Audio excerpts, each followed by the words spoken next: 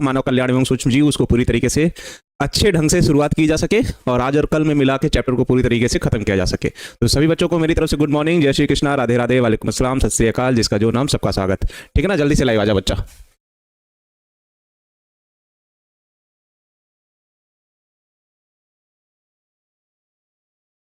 बताइए। Good morning sir. Sir हमारा नाम अयान लेकर क्लास शुरू कीजिए। ठीक है बच्चे, अयान जी आपका नाम लेकर शुरू करते हैं क्लास को। और बताइए। गुड मॉर्निंग एमडी सलमान जी। ठीक है खुशी जी आपका भी नाम ले लिए। कैसे हैं सर, प्लीज़ रिप्लाई मी। ठीक है बच्चा। चंद्रमोहन कुमार, शनिवार को क्लास नहीं हो पाई उसके लिए क्षमा प्रार्थी। आके बैठे ही थे, समय से पहले क्लास देख ही रहे थे। क्लास कहने का मतलब आप लोग का कमेंट। अचानक पता नहीं क्या हुआ, सब गायब, क्लास ऑफ। वक्त से लड़कर जो नसीब बदल दे इंसान वह जो अपनी तकदीर बदल दे। कल क्या होगा कभी मत सोचो, क्या पता खुद वक्त आपकी तकदीर बदल दे। यही था, वक्त खुद आपकी तस्वीर बदल दे। एमडी सलमान जी, चलिए शुक्रिया। अरे बच्चे इसके बाद जब भी आएगी तो परसों हो सकता है हम लघुत्तरी ले क्वेश्चन पूरे बुक से, ठीक है ना। ठीक है अमिश राखी यादव जी। चलो चैप्टर को बिना किसी देरी के शुरू किया जाए। तो मानव कल्याण में सूक्ष्म जीव चैप्टर है और ये हमारा 10वां चैप्टर है जीव विज्ञान का। इसके बाद फिर 6 चैप्टर केवल बचेंगे, तो आज और कल में इसको खत्म कर लिया जाएगा। उसके बाद अगर हर दिन भी 2-2 दिन लेके चला जाए तो 6 दूना 12 और मिला जुला के वही 27-28 तक सिलेबस आप लोगों का अच्छे से खत्म हो जाएगा। उसके बाद सिर्फ ऑब्जेक्टिव और सब्जेक्टिव, ठीक है ना। नहीं वीडियो तो नहीं रुक रहा, चल रहा आराम से, बढ़िया चल रहा बच्चे। ठीक है नावेद जी, और ठीक है बताइए ना सर। ठीक है बच्चे आयाम।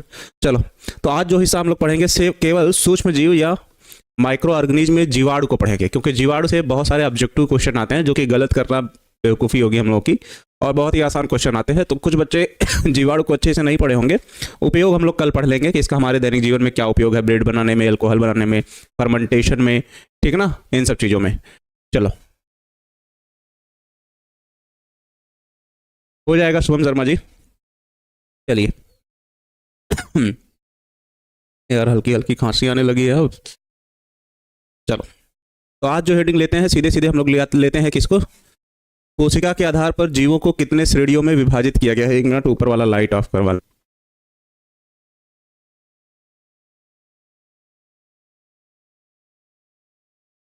अभी ठीक है, ये सब क्या आ रहा है। लाइट पे कपड़ा डालना जरूरी है।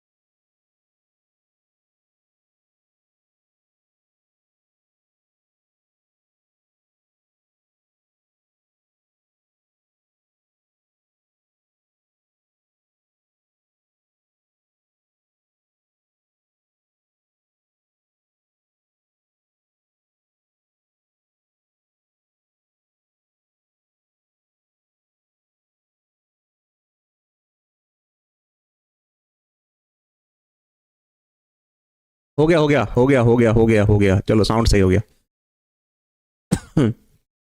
हम्म चलो चलो हो गया भाई, माइक ऑन नहीं था। कोशिका के आधार पर जीवों को कितने श्रेणियों में विभाजित किया गया है, इसका आंसर करो। सही हो गया, सही हो गया जी, वॉइस क्लियर। हाँ, मधुपेरा की धरती से सादर प्रणाम। सुबह सुबह श्री कृष्ण कुमार केशरी जी। कोशिका के आधार पर जीवों को कितनी श्रेणियों में विभाजित किया गया, कोई बताएगा। कहाँ थे इतने दिनों से, कहाँ चले गए थे। 3 एमडी सलमान ने किया, 2 नहीं है बच्चे, अभिषेक भारती 3, ठीक है ना। हाँ मधुमक्खी पालन को भी पढ़ोगे तो हो गया था। मधुमक्खी पालन 5 प्रकार लिख दिया एक बच्चा, 3 है। एक को कहते हैं ए सेलुलर, दूसरे को कहा जाता है यूनिसेलुलर, और तीसरे को कहा जाता है मल्टी सेलुलर। ठीक, ये हो गया तीसरा, ये हो गया दूसरा, और ये हो गया पहला। ए सेलुलर को हिंदी में कहते हैं अकोशिकीय। अकोशिकीय मतलब जिसमें कोशिका नहीं पाई जाती है। यूनि का मतलब होता है एक और सेलुलर मतलब सेल, तो इसे कहा जाता है एक कोशिकीय। अब मल्टी का मतलब होता है अधिक और सेलुलर मतलब सेल या कोशिका, तो इसे कहा जाता है बहुकोशिकीय। बहुकोशिकीय। तो कोशिका के आधार पर जीवों को कितने श्रेणियों में विभाजित किए? तीन। तीनों का उदाहरण दो। कोई बात नहीं बच्चे, लेट हो गया तो अभी शुरुआत ही हुई है। तीनों का उदाहरण दो। तीनों का उदाहरण दीजिए, उसके बाद आगे बढ़ा जाए।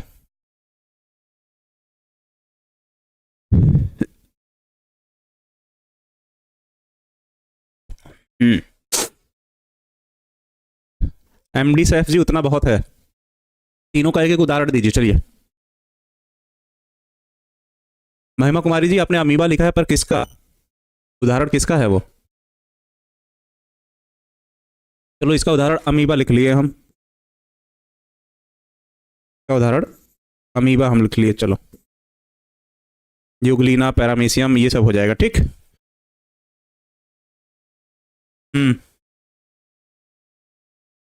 कोशिका के आधार पर बोले हैं, कोशिका का प्रकार नहीं पढ़ रहे हो, ये आधार मान रहे हो।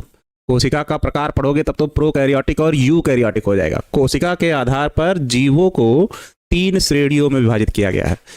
एक बच्चा लिखा है शायद कमेंट में कोशिकी में जब कोशिका ही नहीं होती तो उसके कोशिका के अंतर्गत क्यों रखा गया है? भैया हम बोले हैं आधार पर, ठीक है ना। जब अगर पूछेगा कोशिका के संरचना पे तब यूकैरियोटिक प्रोकैरियोटिक दो प्रकार का हो जाएगा, ठीक है ना। चलो हाँ, इसका उदाहरण हो जाएगा कौन सा? वायरस या विषाणु। क्या हो जाएगा? वायरस या विषाणु। अमीबा को तो इंग्लिश में अमीबा ही लिखोगे।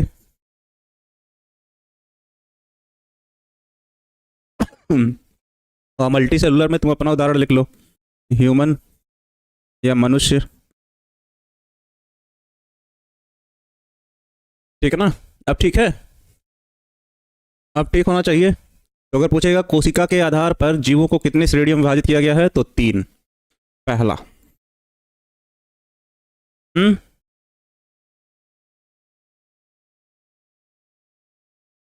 चलो दूसरी बात आओ।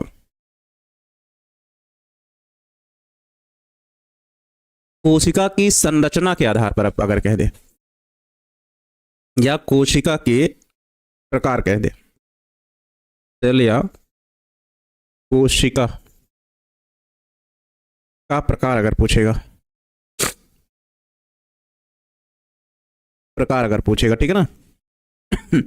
तो आप लोग पढ़ते दो ही हो लेकिन होता तीन है। तो अगर आप लोगों में क्वेश्चन पूछ रहा है तो आप लोग दो ही टिक कीजिएगा, ठीक है ना। स्नेहा झा जी, आशीर्वाद सभी बच्चों के साथ है। पहले को कहा जाता है प्रोकैरियोटिक,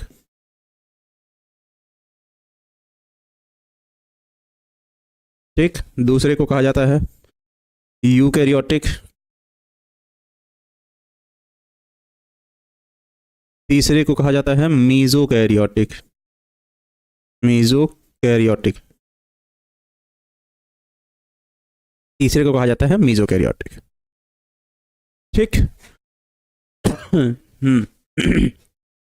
प्रोकैरियोटिक का उदाहरण है जीवाणु, यूकैरियोटिक का उदाहरण है अमीबा, और इसको अभी आप लोग मत पढ़िए नहीं तो ये हो जाएगा आउट ऑफ सिलेबस, ठीक है ना। 12th बायो में नहीं पढ़ना है, नहीं पढ़ना है। आगे जब ग्रेजुएशन वगैरह आप लोग करोगे तब उसके बारे में अच्छे से पढ़ोगे, ठीक है ना।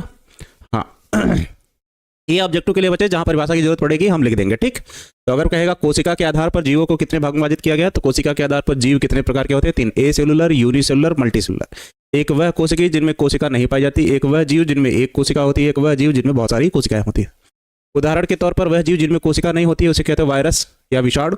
वह जीव जो एक कोशिकीय होते हैं जैसे अमीबा, वह जीव जो बहुकोशिकीय होते हैं जैसे मनुष्य, ठीक। कोशिका के प्रकार अगर पूछेगा तो तीन प्रकार के, लेकिन 12th में इस हिस्से को अपने आप से अलग रखिए। ठीक है ना, इसको आप अपने से दूर रखिए। अभी आप लोगों को केवल दो ही प्रकार पढ़ने हैं, एक प्रोकैरियोटिक और एक यूकैरियोटिक। प्रोकैरियोटिक का उदाहरण जीवाणु और यूकैरियोटिक का उदाहरण अमीबा। ठीक, क्यों नहीं पढ़ना है बच्चे, वो लेवल थोड़ा सा हाई हो जाता है बच्चे। अभी आप लोगों को दो प्रकार पढ़ाया जाता है, लेकिन जैसे ही आप लोग पहुंचोगे ग्रेजुएशन में तो कहा जाएगा कि कोशिका तीन प्रकार से होती है। ठीक है ना। हाँ भारती जी गए थे। चलिए आगे, अब यही हम लोगों को पढ़ना है जीवाणु के बारे में ही। अगर बैक्टीरिया की बात की जाए, बैक्टीरिया या जीवाणु की बात की जाए, तो मानव कल्याण एवं सूक्ष्म जीव में ज़्यादा से ज़्यादा उपयोग हम लोग किसका करेंगे, बैक्टीरिया का करेंगे।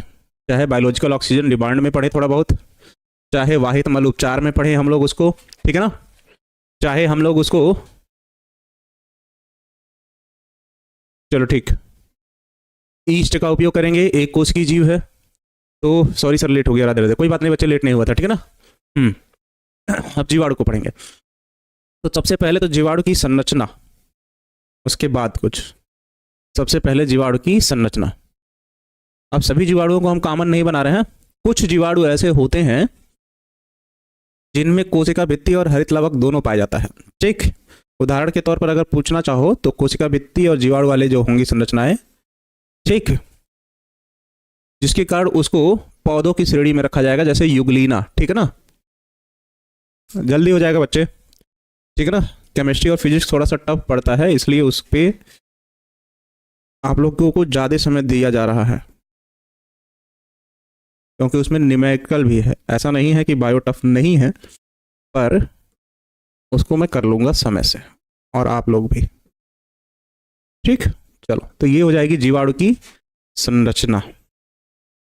अब इससे जितने भी ऑब्जेक्टिव क्वेश्चन बनेंगे उन सब को आप लोग बनाइएगा और लिखिएगा भी। और कभी कभी ये क्वेश्चन भी पूछ लेता है, किसी एक प्रोकैरियोटिक लिखेगा या जीवाणु ही लिख देगा कि कोशिका का सचित्र वर्णन करो 2 नंबर में, इससे ज्यादा नहीं। ठीक है ना। चलिए, संरचना के आधार पर कितने प्रकार के जीव, चलो प्रोकैरियोटिक और यूकैरियोटिक टिक करना था।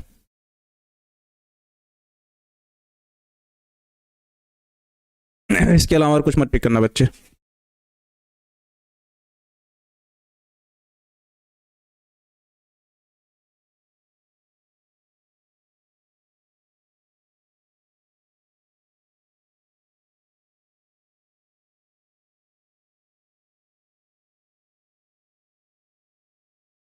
चलो नामकरण किया जाए। अब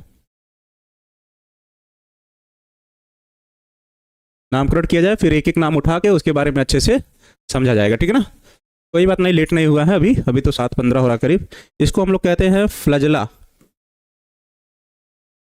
इसको हम लोग कहेंगे क्या, फ्लजला, या कशाभिका कहोगे हिंदी में, कशाभिका, फ्लजला या कशाभिका कहते हैं। ठीक, बीच वाले हिस्से में ये वाला जो हिस्सा है इसको कहते हैं हम लोग बेसल बॉडी। क्या कहते हैं, बेसल बॉडी कहते हैं, बेसल बॉडी कहते हैं। जी श्रीमान,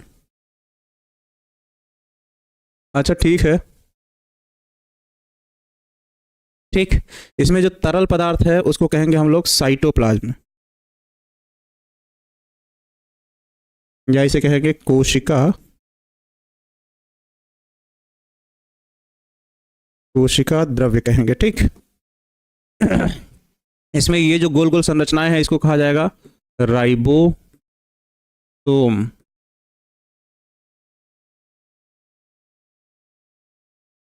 क्या कहा जाएगा इसको, राइबोसोम। ठीक है ना, बेसक बॉडी नहीं है, बेसल बॉडी है। इसको कहेंगे हम लोग अरे सॉरी यहाँ जगह नहीं था, इसको कहेंगे हम लोग पॉलीराइबोसोम, पॉलीराइबोसोम,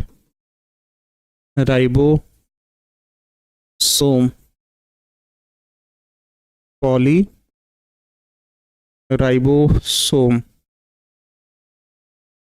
ठीक, इसको कहेंगे हम लोग प्लाज्मिड। प्लाज्मिड की संरचना ही अलग से पूछता है, ये भी ध्यान रखना।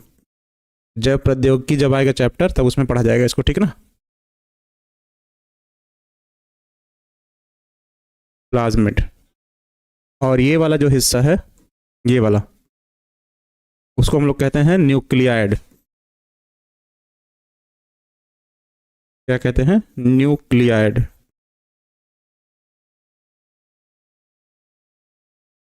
ठीक। ये वाला जो हिस्सा है इसको कहते हैं हम लोग मीजोसोम। क्या कहते हैं? मीजो, तो मीजोसोम भी लिखा होता है कहीं कहीं, ठीक है ना, या मीसोसोम भी लिखा होगा, तो दोनों बात क्या होगा?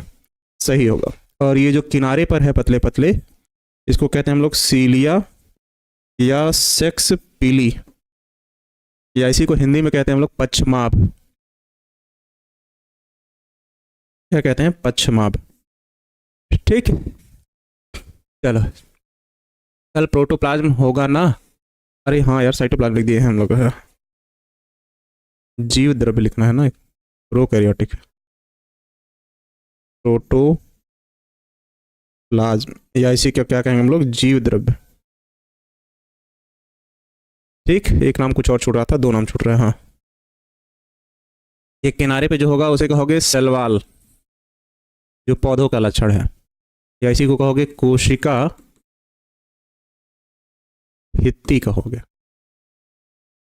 कोशिका भित्ति। और अंदर का जो आवरण होगा, ये इसको लिख लो सेल मेम्ब्रेन, या इसको कहा जाएगा कोशिका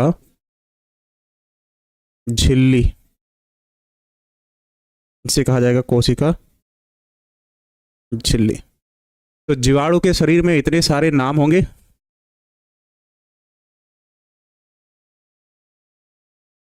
अभी बताते हैं बच्चे, मीसोसोम क्या है? सर किसका संरचना है प्लीज बताइएगा। ये क्या लिखा है बच्चे? जीवाणु। फिगर में देख ही नहीं रहे हो, ठीक है ना।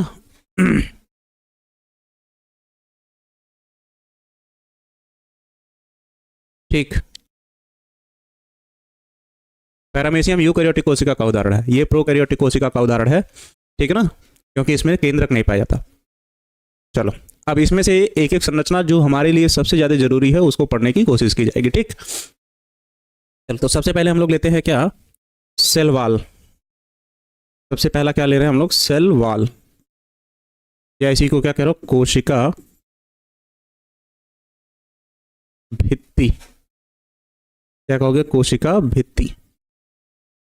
तो जीवों की जो कोशिका भित्ति होती है, ठीक है ना, उस बेस पर हमने इसको 3 पार्ट में डिवाइड किया, ए, बी और सी।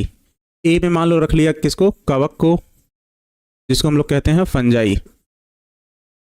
ठीक। बी में रखा मान लो शैवाल को, जिसको हम लोग कहते हैं एल्गी। और सी में रखा मान लो पौधों को, जिसे कहा क्या? प्लांट। तो ऑब्जेक्टिव में ये सब नाम देता है बच्चे।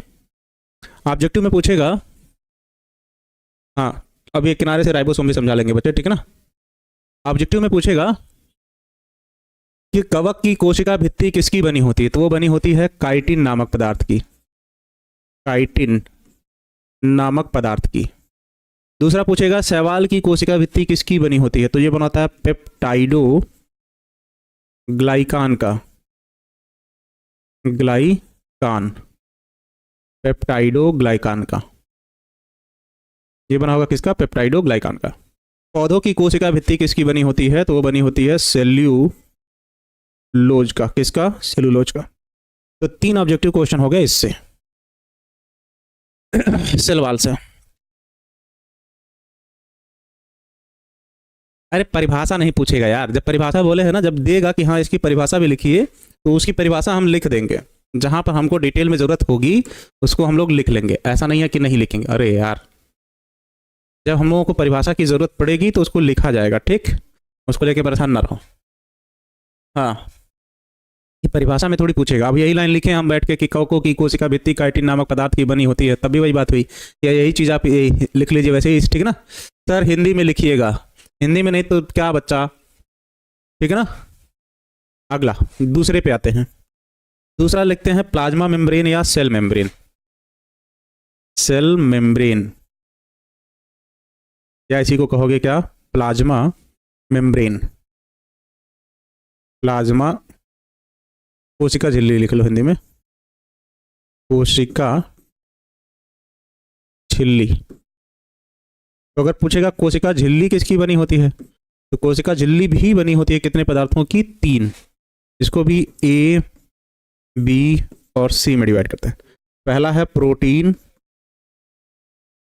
दूसरा है लिपिड, लिपिड को हम लोग वसा भी कहते हैं, ठीक, और तीसरे को कहते हो कार्बोहाइड्रेट। कार्बोहाइड्रेट, प्रोटीन उसमें पाया जाता है कितना परसेंट, 55%। लिपिड पाया जाता है कितना परसेंट, 40% प्लाज्मा मेम्ब्रेन। कार्बोहाइड्रेट पाया जाता है कितना परसेंट, 5%, और जो कि होता है किस रूप में, ऊर्जा के रूप में, ऊर्जा के रूप में। और यही क्वेश्चन पूछा ऑब्जेक्टिव से कि कोशिका झिल्ली में कार्बोहाइड्रेट की मात्रा कितनी होती है, 5%, ठीक ना। या क्वेश्चन ये पूछेगा कि कोशिका झिल्ली में ऊर्जा के रूप में कौन पाया जाता है, तो कोशिका झिल्ली में ऊर्जा के रूप में पाया जाता है कौन, कार्बोहाइड्रेट, जिसकी मात्रा कितनी होती है, 5%। गुरुजी एक दिन में 30 घंटा कैसे पढ़े हैं,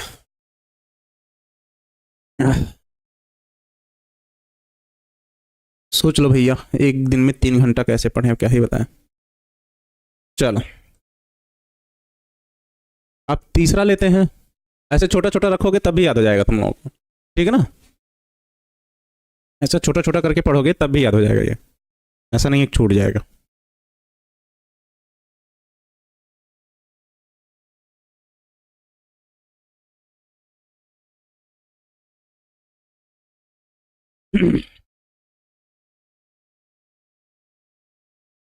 चलो तीसरा ले रहे हैं, रात को धूप में बैठकर बोल दीजिए ना। चलो तीसरा लिख रहे हैं हम लोग फ्लैजेला, या इसी को क्या कहते हैं, कशाभिका। इसी को क्या कहते हैं, कशाभिका। इसके में लिख लो चाहे कि इसकी सहायता से जीवाणु गति करने की क्रिया करता है। इसकी सहायता से जीवाणु गति करने की क्रिया करता है, गति करने की क्रिया करता है, की क्रिया करता है। अतः यह जीवाणु का, अतः यह जीवाणु का गमनशील, गमनशील अंग होता है। तो अगर पूछेगा जीवाणु किसकी सहायता से गति करता है, तो जीवाणु जिसकी सहायता से गति करता है उसे फ्लैजेला या कशाभिका कहते हैं। या पूछेगा कि जीवाणु किसका गमनशील अंग क्या है, तो जीवाणु का गमनशील अंग क्या हो जाएगा, फ्लैजेला या कशाभिका, ठीक है ना। सर ये फिगर बनाने नहीं आता, बच्चे बगैर प्रैक्टिस के आप सोचिए कि आपको आ जाएगा, कुछ तो नहीं आएगा, ठीक है ना। चलो चौथा क्या लेते हैं उसमें से, चौथा लेते हैं मीजोसोम। मान लो मीजोसोम, क्या ले रहे हैं, मीजोसोम, ठीक। तो बच्चों ये बताइए कि मनुष्य किसकी सहायता से सांस लेने की क्रिया करता है। कमेंट आ रहा है कमलेश कुमार जी, आप क्वेश्चन का आंसर कीजिए। मनुष्य किसकी सहायता से सांस लेने की क्रिया करता है, मतलब मनुष्य श्वसन की क्रिया किस अंग से करता है, मनुष्य का श्वसन अंग क्या है, बताओ। बताओ तो, मनुष्य का श्वसन अंग कौन सा है, बताओ।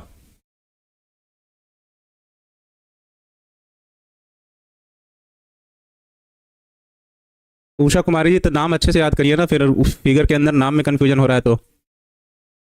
नाक से, गधा फेफड़े से सांस लेता हो, आंसर आंसर कर रहा हो। वैसे ही अगर पूछेगा जीवाणु का श्वसन अंग क्या है, तो लिखोगे यह जीवाणु का या प्रोकैरियोटिक कोशिका का, प्रोकैरियोटिक, यह जीवाणु का या प्रोकैरियोटिक कोशिका का, कोशिका का श्वसन अंग होता है, श्वसन अंग होता है, जिसकी सहायता से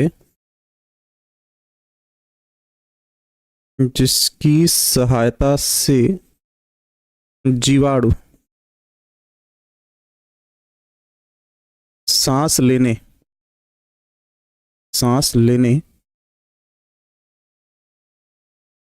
की क्रिया करता है। तो अगर पूछेगा जीवाणु किस अंग से श्वसन करता है, सांस लेने की क्रिया करता है या कोशिका का श्वसन अंग होता है, ठीक है ना। हाँ, फेफड़े से, चलो ठीक है। तो अगर पूछेगा जीवाणु किसकी सहायता से सांस लेता है तो उसे कहा जाता है क्या, मीजोसोम। तो जीवाणु का श्वसन अंग क्या होता है, मीजोसोम। ठीक, ये चारों याद हो जाएगा। अब शैवाल या कोशिका भित्ति, तीन जीव हैं, कवक, शैवाल और पौधे। कवकों की कोशिका भित्ति काइटिन की, शैवाल की कोशिका भित्ति पेप्टाइडोग्लाइकान की, पौधों की कोशिका भित्ति सेलुलोज की। सेल मेम्ब्रेन तीन पदार्थों का बना है, protein, lipid, carbohydrate. Protein 55%, lipid 40%, carbohydrate 5%, जो ऊर्जा के रूप में पाया जाता है। फ्लैजेला या कशाभिका की सहायता से जीवाणु गति करने की क्रिया करता है, इसलिए यह जीवाणु का क्या है, गमनशील अंग होता है। दूसरा, मीजोसोम प्रोकैरियोटिक कोशिका या जीवाणु की कोशिका का श्वसन अंग होता है, जिसके कारण जीवाणु श्वसन की क्रिया करता है। बताओ, याद हो जाएगा? Yes sir. हाँ, अभी ऑब्जेक्टिव के लिए ही पढ़ रहे हो बच्चे। इस चैप्टर से जितने ऑब्जेक्टिव हो सकते हैं सूक्ष्म जीव पर, उसके लिए पढ़ रहा हो। ठीक, ठीक। माइट्रोकांडिया होगा श्वसन अंग यूकैरियोटिक कोशिका। हमारी कोशिका का श्वसन अंग हो जाएगा माइट्रोकांडिया, लेकिन जीवाणु की कोशिका का श्वसन अंग हो जाएगा मीजोसोम। ठीक है ना। चलो, कमेंट आ रहा है सुशांत यादव जी। नहीं, ये लॉन्ग प्रश्न नहीं है, ठीक है ना। सर, बोर्ड से ऑक्सीजन की कमी आती है या बढ़ती है, मतलब बीओडी से डिमांड, मतलब उसका जितना आवश्यकता है उसको, ठीक है ना। अगला पढ़ो, राइबोसोम। राइबोसोम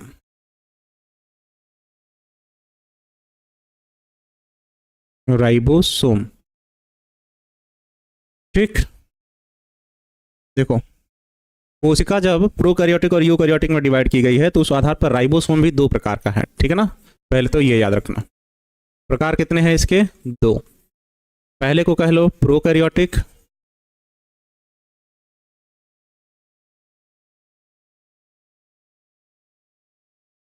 ठीक। दूसरे को कह लो यूकैरियोटिक, यूकैरियोटिक, प्रोकैरियोटिक और यूकैरियोटिक, ठीक है ना। चलो, प्रोकैरियोटिक राइबोसोम जो होता है वो होता है मान लो जीवाणु में, और यूकैरियोटिक मान लो अमीबा, ठीक। जीवाणु के शरीर में जो राइबोसोम होगा उसे कहोगे 70S राइबोसोम, और अमीबा में जो होगा उसे कहोगे 80S राइबोसोम। राइबोसोम, इसे क्या कहोगे, राइबोसोम। या इसी को किसी और तरीके से पूछेगा कि यूकैरियोटिक कोशिका में पाए जाने वाले राइबोसोम को क्या कहते हैं, तो 80S।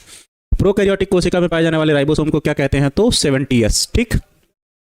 अब 70S राइबोसोम हो या 80S राइबोसोम हो, यूनिट नहीं पढ़ रहे हैं उसको हम लोग, दोनों सहायता प्रदान करते हैं किसमें, प्रोटीन संश्लेषण में, प्रोटीन संश्लेषण में मतलब प्रोटीन के निर्माण में। तो अगर पूछेगा राइबोसोम का कार्य क्या होता है, तो प्रोटीन संश्लेषण करना, प्रोटीन का निर्माण करना, ठीक है ना। चलो बताओ।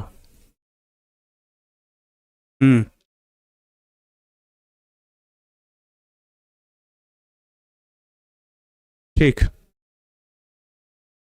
70 और 80 का चलो मतलब भी समझ लो यार। चलो, ये जो 70S है वो दो यूनिट से मिलके बना होता है, एक स्मॉलर यूनिट और एक लार्जर यूनिट। तो लार्जर यूनिट इसका होता है 50S का, और स्मॉलर यूनिट होता है 30S का। तो जब ये दोनों आपस में जुड़ते हैं तो जुड़ने में 10 यूनिट खर्च हो जाता है, तो 40 और 30 कितने हो जाते हैं, 70। और जिसकी सहायता से जुड़ते हैं उसको कहते हैं मैग्नीशियम आयन। क्या कहते हैं, मैग्नीशियम आयन कहते हैं। तो ये एक छोटी इकाई और ये उसकी क्या हो गई, बड़ी इकाई। तो राइबोसोम की जो छोटी इकाई होती है 70s की, वो होती है 30s का, और जो बड़ी इकाई होती है वो 70s का। तो यहाँ जो यस लिख रहे हो उसको कहते हो यूनिट, सेवर्डबर्ग यूनिट। तो ये छोटी यूनिट, बड़ी यूनिट। वैसे ही राइबोसोम की जो 80s वाली भाग है ये भी दो इकाइयों से मिलकर बनता है, एक स्मॉलर यूनिट और एक लार्जर यूनिट। इसका जो स्मॉलर यूनिट है वो होता है 40s का, और जो लार्जर यूनिट होता है वो होता है 60s का। तो इसमें 20 यूनिट खत्म हो जाता है, तो 40 क्या हो जाते हैं, 80। और ये भी आपस में जुड़े होते हैं किससे, मैग्नीशियम आयन से।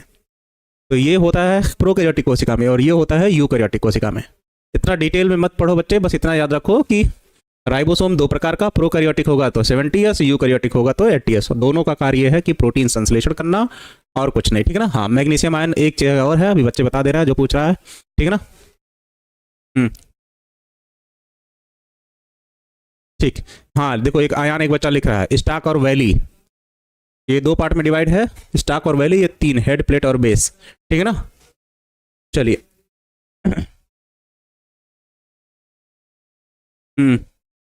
ठीक है, संगीत जी बताइए, इतना कैसे याद रखा जाएगा, अरे बाप रे, चलो याद हो जाएगा। और एक संरचना है, ऐसे बनाए हो उसमें, ठीक, उसको ऐसे बनाए हो। तो इसमें से एक लार्जर यूनिट है, ये बड़ी इकाई है किसकी, राइबोसोम की। और ये कौन सी है, छोटी इकाई है किसकी, राइबोसोम की। ठीक, और दोनों आपस में जुड़े हुए हैं मैग्नीशियम आयन से, पर एक राइबोसोम दूसरे राइबोसोम से जुड़ा है mRNA से।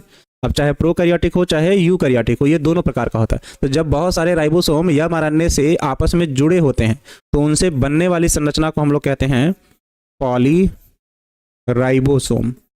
राइबोसोम, पॉली का मतलब क्या होता है, अधिक, राइबोसोम मतलब क्या हो जाता है, राइबोसोम। तो बहुत सारे राइबोसोम क्या है, एक दूसरे से आपस में जुड़े हैं, और इसका भी कार्य वही है, इसका भी कार्य वही है, क्या, प्रोटीन संश्लेषण, प्रोटीन निर्माण, प्रोटीन संश्लेषण, संश्लेषण, इसका भी कार्य वही है, तो ये बदलेगा नहीं।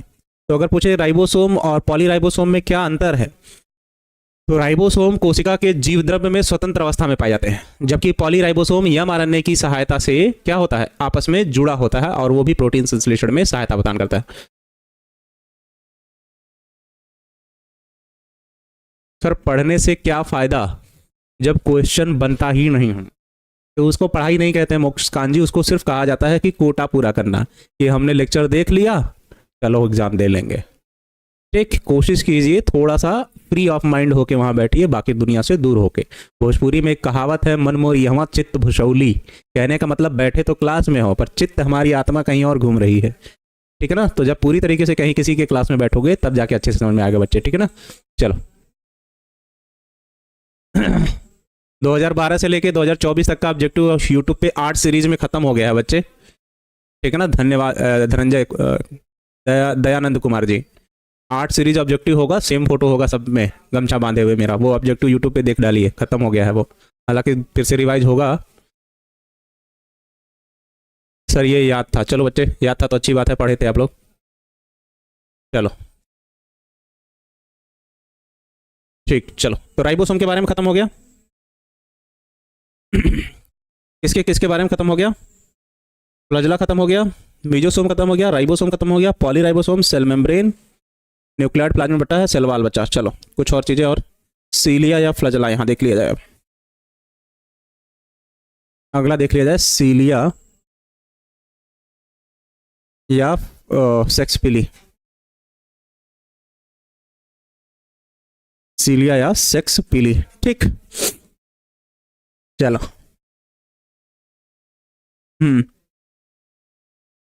चलो, सीलिया या सेक्स पिली, या इसको कहते थे क्या, पक्षमाभ।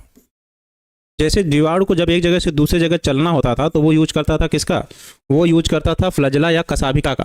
लेकिन उसको जीवाणु को यदि पानी में एक जगह स्थिर रुकना होगा तो वो सहायता प्रदान करेगा किसका, सीलिया या सेक्सपिली। और यही जनन में भी सहायता प्रदान करता है, क्योंकि दो जीवाणु आपस में जुड़ते हैं सीलिया या सेक्सपिली की सहायता से, ठीक है ना। चलो इसमें लिखोगे, इसकी सहायता से, इसकी सहायता से, इसकी सहायता से जीवाणु एक जगह, एक जगह स्थिर रहते हैं, स्थिर रहते हैं और सीलिया या सेक्स पिली का उपयोग, का उपयोग जीवाणु जनन की क्रिया के समय, जनन की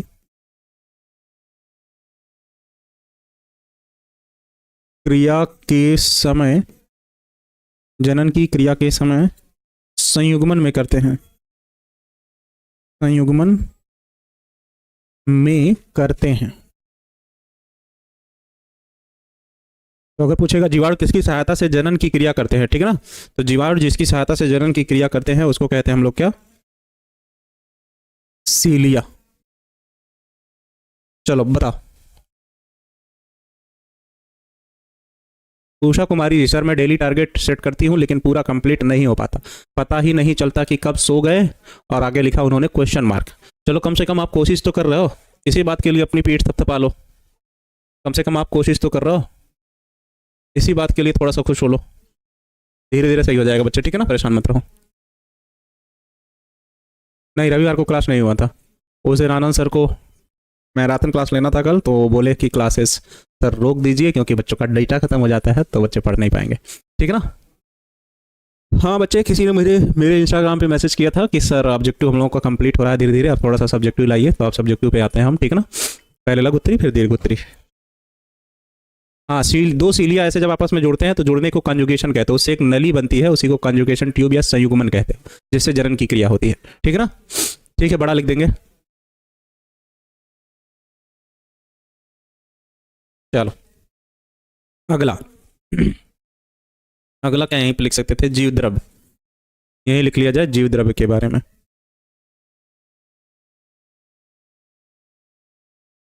प्रोटोप्लाज्म,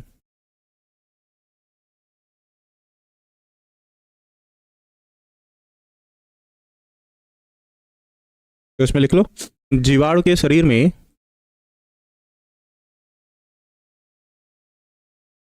जीवाणु के शरीर में पाए जाने वाले, पाए जाने वाले तरल पदार्थ को, तरल पदार्थ को जीव द्रव्य कहा जाता है, कहा जाता है। यह जीवन का, यह जीवन का भौतिक आधार होता है, भौतिक आधार होता है, इसके बगैर जीवन संभव नहीं है। तो अगर पूछेगा जीवन का भौतिक आधार किसे कहते हैं, तो जीवन का भौतिक आधार कहा जाता है किसको, जीव द्रव्य या प्रोटोप्लाज्म को, ठीक है ना। हम मैथ के स्टूडेंट हैं, हम मान लेते हैं कि हमने कल पूरी रात पढ़ा है, तो बच्चे हमने मान लिया कि आप जय माता दी हो जाओगे, ठीक है ना। सर आप, ऐसा कुछ नहीं है बच्चे, ठीक है ना। चलो बताओ, एनसीईआरटी हर जगह कॉमन है, ठीक है ना सलमान जी। चलो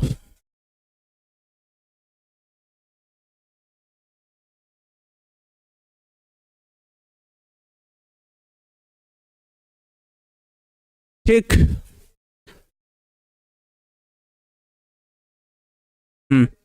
कम से कम लॉन्ग आप लोगों को कराएंगे हम 30 लॉन्ग क्वेश्चन आपको कराएंगे 30, जिसमें से 3 आप कर लोगे आराम से पूरे बुक से, और शॉर्ट क्वेश्चन आप लोगों के लगभग होंगे 90, जिसमें से आप लोग करेंगे 10 एग्जाम में, ठीक, आराम से हो जाएगा। और ऑब्जेक्टिव का तो ठिकाना नहीं है, ठीक है ना। चल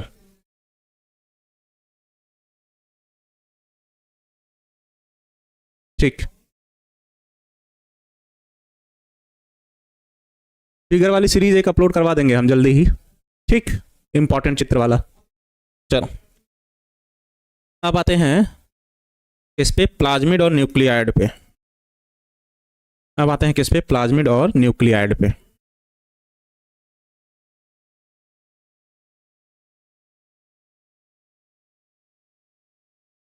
हम्म।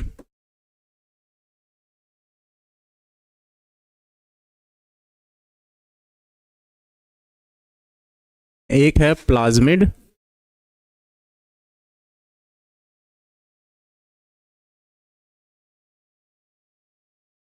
एक है प्लाज्मिड और दूसरा है न्यूक्लियाइड।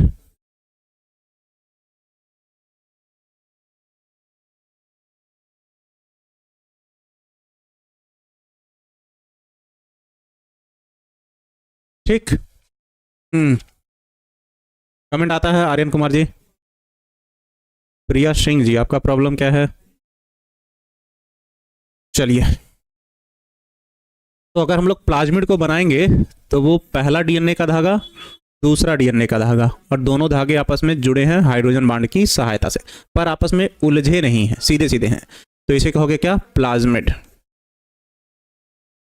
और डीएनए के कितने धागे थे, तो दो, तो या इसका अन्य नाम लिखा जाता है डीएस डीएनए या द्विकुंडलीय डीएनए। दूसरा, यहां पर डीएनए का पहला धागा और डीएनए का दूसरा धागा, पर ये आपस में उलझे हैं और हाइड्रोजन बांड के कारण आपस में जुड़े नहीं हैं, तो इसको हम लोग कहते हैं क्या, न्यूक्लियाइड। न्यूक्लियाइड, ठीक। इसको क्या कह रहे हो, न्यूक्लियाइड। या इसको भी डीएनए के दो धागे हैं तो हम लोग कहेंगे डीएस डीएनए या डबल स्ट्रैंड डीएनए, ठीक। यहां पर डीएनए के दोनों धागे आपस में जुड़े हैं तो उसमें सहायता प्रदान करता है हिस्टोन प्रोटीन। हिस्टोन प्रोटीन, ठीक। यहां पर डीएनए के दोनों धागे आपस में उलझे हैं तो उसमें सहायता प्रदान करता है non histone protein. Non histone protein कौन सहायता प्रदान करता है, नॉन हिस्टोन प्रोटीन, ठीक। नॉन हिस्टोन प्रोटीन के कारण डीएनए के दोनों धागे आपस में क्या होते हैं, उलझे होते हैं। डीएनए के दोनों धागे क्या करते हैं, उलझना मतलब द्विगुणन, द्विगुणन अवस्था में है, और यहां पर डीएनए के दोनों धागे जुड़े हैं। डीएनए के दोनों धागे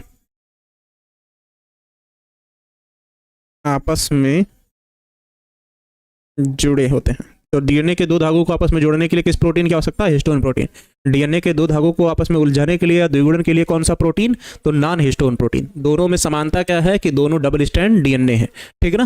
पर डीएनए का आनुवांशिक, डीएनए कह रहे हैं, जीवाणु का आनुवांशिक पदार्थ हमेशा क्या होता है, जीवाणु का आनुवांशिक पदार्थ हमेशा होता है न्यूक्लियाइड। पर जब न्यूक्लियाइड नहीं होता है तो उसके स्थान पर उसके आनुवांशिक लक्षणों को एक पीढ़ी से दूसरी पीढ़ी में ले जाने का कार्य कौन करता है, तो वो करता है प्लाज्मिड।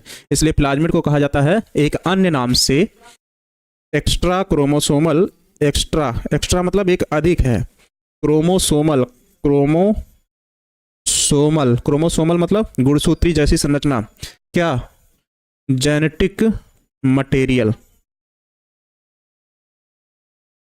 जेनेटिक मटेरियल मतलब आनुवांशिक पदार्थ। तो एक एक्स्ट्रा है आनुवांशिक पदार्थ किसके अंदर, जीवाणु के शरीर में, जब न्यूक्लियाइड उसका आनुवांशिक लक्षणों को एक पीढ़ी से दूसरी पीढ़ी में नहीं ले जाएगा तब, ठीक ना।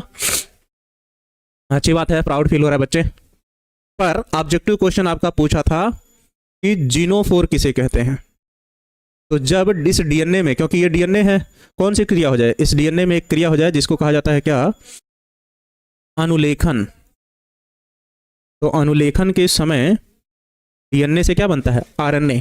तो हमारे पास तो ये न्यूक्लियाइड एक डबल स्ट्रैंड डीएनए है ही, पर इसमें आरएनए के छोटे छोटे धागों का निर्माण हो जाए, क्योंकि आरएनए हमेशा क्या होता है, सिंगल स्ट्रैंड होता है। तो आरएनए बहुत सारे बन गए तो इसीलिए लिखा गया आरएनएच।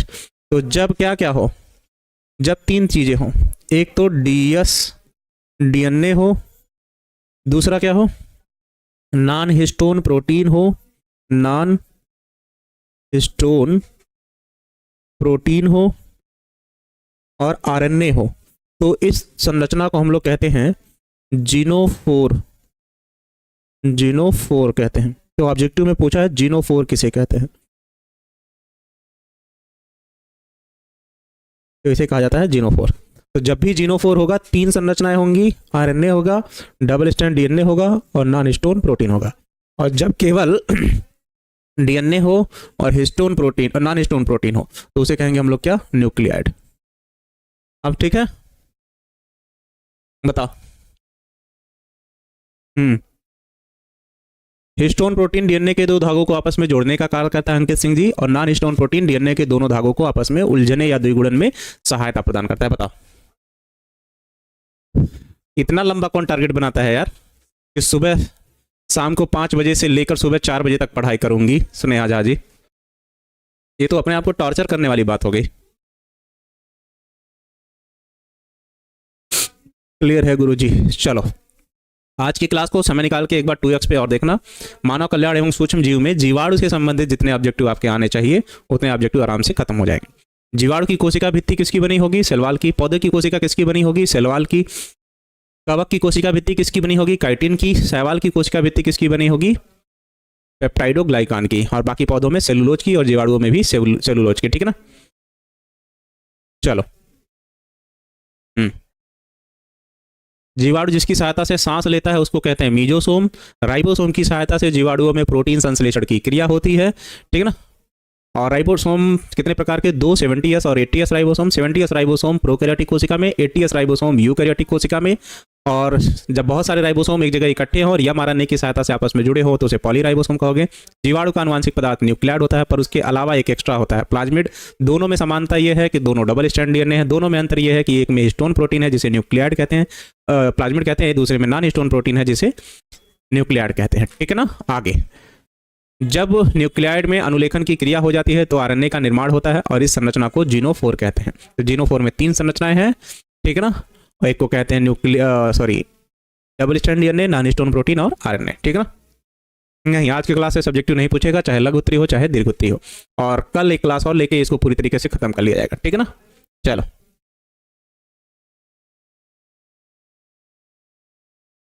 रोशन जी मेरा नाम ही है। ठीक,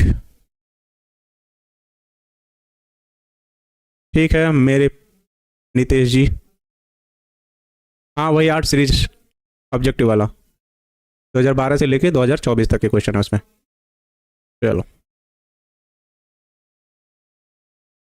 ठीक, अभिषेक _SP_ सर। चलो कल मिलते हैं इसी टाइम पे, तब तक ख्याल रखो अपना। जय हिंद, अच्छे से पढ़ाई करते रहो।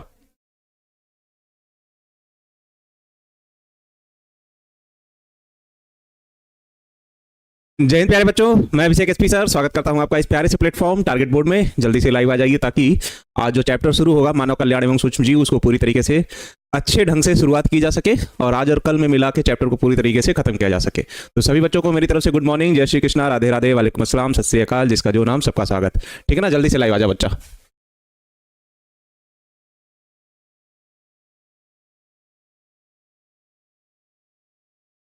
बताइए। Good morning sir. सर हमारा नाम अयान लेकर क्लास शुरू कीजिए। ठीक है बच्चे, अयान जी आपका नाम लेकर शुरू करते हैं क्लास को। और बताइए। गुड मॉर्निंग MD सलमान जी। ठीक है खुशी जी आपका भी नाम ले लिए। कैसे हैं सर, प्लीज़ रिप्लाई मी। ठीक है बच्चा। चंद्रमोहन कुमार, शनिवार को क्लास नहीं हो पाई उसके लिए क्षमा प्रार्थी। आके बैठे ही थे, समय से पहले क्लास देख ही रहे थे। क्लास कहने का मतलब आप लोग का कमेंट। अचानक पता नहीं क्या हुआ, सब गायब, क्लास ऑफ। वक्त से लड़कर जो नसीब बदल दे इंसान वह जो अपनी तकदीर बदल दे। कल क्या होगा कभी मत सोचो, क्या पता खुद वक्त आपकी तकदीर बदल दे। यही था, वक्त खुद आपकी तस्वीर बदल दे। MD सलमान जी, चलिए शुक्रिया। अरे बच्चे इसके बाद जब भी आएगी तो परसों हो सकता है हम लघु उत्तरी ले क्वेश्चन पूरे बुक से। ठीक है ना? ठीक है मिश्र राखी यादव जी। चलो चैप्टर को बिना किसी देरी के शुरू किया जाए। तो मानव कल्याण में सूक्ष्म जीव चैप्टर है और ये हमारा 10वां चैप्टर है जीव विज्ञान का। इसके बाद फिर 6 चैप्टर केवल बचेंगे। तो आज और कल में इसको खत्म कर लिया जाएगा। उसके बाद अगर हर दिन भी 2-2 दिन लेके चला जाए तो 6 दूना 12 और मिला जुला के वही 27-28 तक सिलेबस आप लोगों का अच्छे से खत्म हो जाएगा। उसके बाद सिर्फ ऑब्जेक्टिव और सब्जेक्टिव। ठीक है ना? नहीं वीडियो तो नहीं रुक रहा, चल रहा आराम से, बढ़िया चल रहा बच्चे? ठीक है नावेद जी, और ठीक है बताइए ना सर, ठीक है बच्चे आयान। चलो, तो आज जो हिस्सा हम लोग पढ़ेंगे से केवल सूक्ष्म जीव या माइक्रो ऑर्गेनिज्म में जीवाणु को पढ़ेंगे, क्योंकि जीवाणु से बहुत सारे ऑब्जेक्टिव क्वेश्चन आते हैं जो कि गलत करना बेवकूफ़ी होगी हम लोगों की, और बहुत ही आसान क्वेश्चन आते हैं। तो कुछ बच्चे जीवाणु को अच्छे से नहीं पढ़े होंगे। उपयोग हम लोग कल पढ़ लेंगे कि इसका हमारे दैनिक जीवन में क्या उपयोग है, ब्रेड बनाने में, अल्कोहल बनाने में, फर्मेंटेशन में, ठीक ना, इन सब चीज़ों में। चलो हो जाएगा शुभम शर्मा जी, चलिए। यार हल्की हल्की खांसी आने लगी है अब। चलो, तो आज जो हेडिंग लेते हैं सीधे सीधे हम लोग लेते हैं किसको, कोशिका के आधार पर जीवों को कितने श्रेणियों में विभाजित किया गया है। 1 मिनट ऊपर वाला लाइट ऑफ करवा।